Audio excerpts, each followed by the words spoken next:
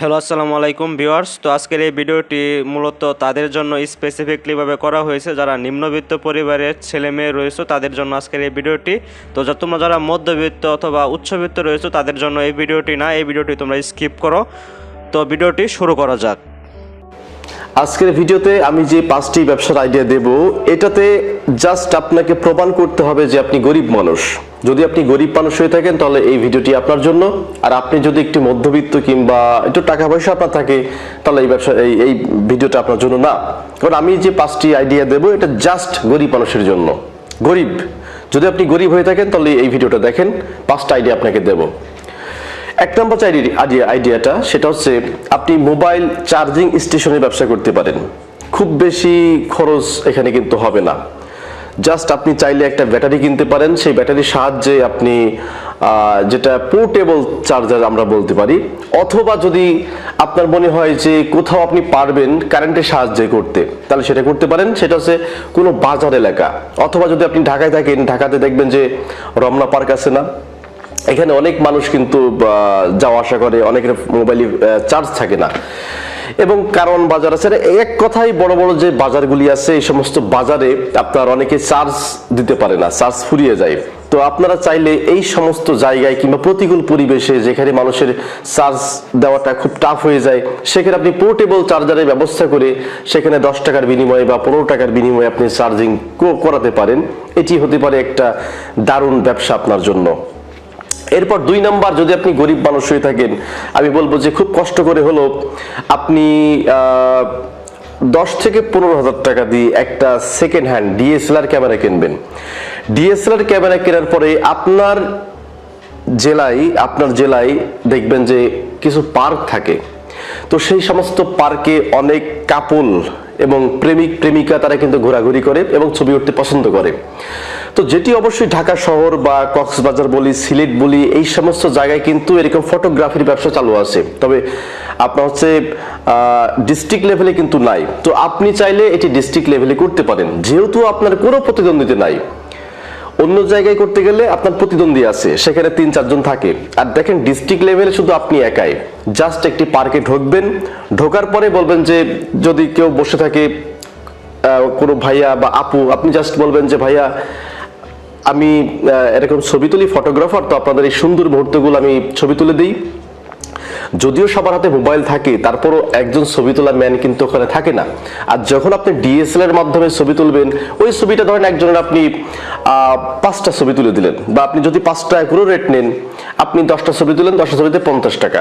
তো এরকম যদি 5 থেকে 7 জন বা 10 জন যদি আপনি ধরতে পারেন, এখানে আপনার 500 টাকা চলে আসে ডেইলি। এই কাজটা আপনি করতে পারেন। এটি যদি আপনি গরিব মানুষ হয়ে থাকেন, আপনার জন্য একটি বেস্ট ব্যবসা আছে, ফটোগ্রাফির ব্যবসা। এরপর 3 নম্বরে, যদি আপনি গরিব মানুষ হয়ে থাকেন, 3 নাম্বার আপনার জন্য যে ব্যবসাটা সেটা হচ্ছে আপনি চাইলে আপনার গ্রামে কিছু মুরগি পালন করতে পারেন বা হাঁস পালন করতে পারেন। এটি কিন্তু একটি ভালো ব্যবসা।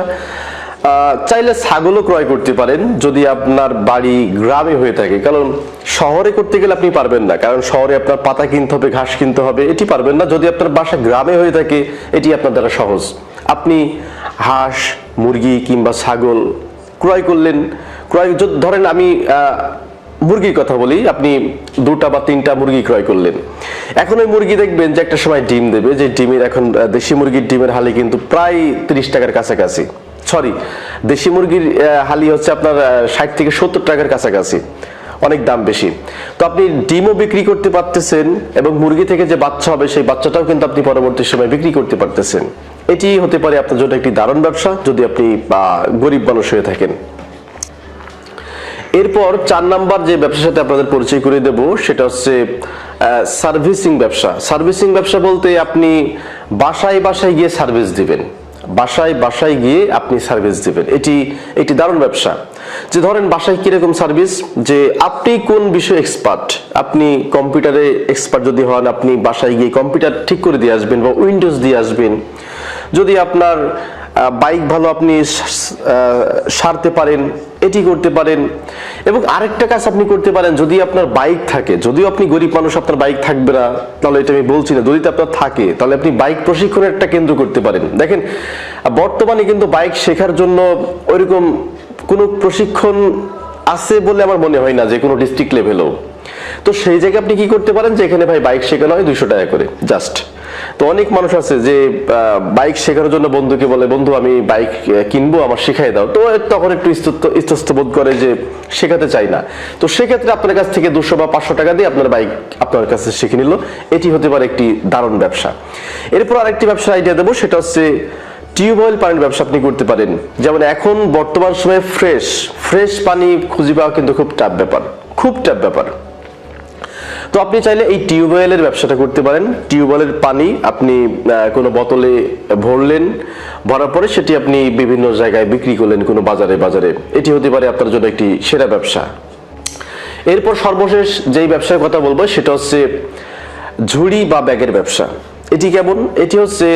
এটি করতে পারেন আপনি বিভিন্ন বাজারে গিয়ে।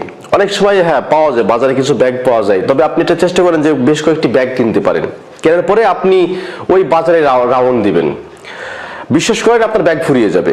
কারণ অনেকেই কি হয় যে মোটরসাইকেল নিয়ে বাজারের মধ্যে ঢুকে পড়েছে, তো সে আর ব্রেক করছে একটা দোকান থেকে ব্যাগ কিনবে, এরকম সময় তার হাতে থাকে না, বা সে ওই সময়টুকু দিতে চায় না, বাধ্য হয়ে দেয়।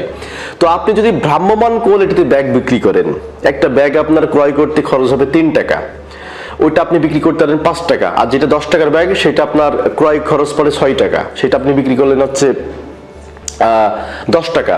তো এরকম যদি আপনি 20টা ব্যাগ আপনি বিক্রি করতে পারেন, সেখানে হচ্ছে আপনার 100 টাকা, মাসে 3000 টাকা, যেহেতু আপনি গরিব মানুষ। তো এই ব্যবসাটা আপনি করতে পারেন। তো প্রিয় দর্শক, আজকে যে 5টি ব্যবসার আইডিয়া দিলাম, এটির মধ্যে যে কোনো একটি ব্যবসা আপনি করতে পারেন, আশা করা যায় আপনি লাভবান হবেন। তো ভালো থাকবেন, ধন্যবাদ সবাইকে। তো তোমাদের সবাইকে অসংখ্য ধন্যবাদ ভিডিওটি শেষ পর্যন্ত দেখার জন্য। তো তোমরা যারা এখনও আমাদের এই চ্যানেলটি সাবস্ক্রাইব করো না, অবশ্যই চ্যানেলটি সাবস্ক্রাইব করে আমাদের সাথেই থাকবে। এবং তোমরা এই ভিডিওটি কে কোথা থেকে দেখতেছো তা অবশ্যই কমেন্ট বক্সে তোমরা জানিয়ে যাবে। এবং যে ব্যবসাগুলো তোমাদেরকে দেখানো হয়েছে, তো এই ব্যবসাগুলো থেকে তোমরা কোন ব্যবসা করতে আগ্রহী এবং কোন ব্যবসাটি তোমাদের কাছে ভালো লেগেছে তা অবশ্যই কমেন্ট বক্সে জানাবে। তো ভিউয়ার্স, আজকের মতো বিদায় নিচ্ছি। আল্লাহ হাফেজ।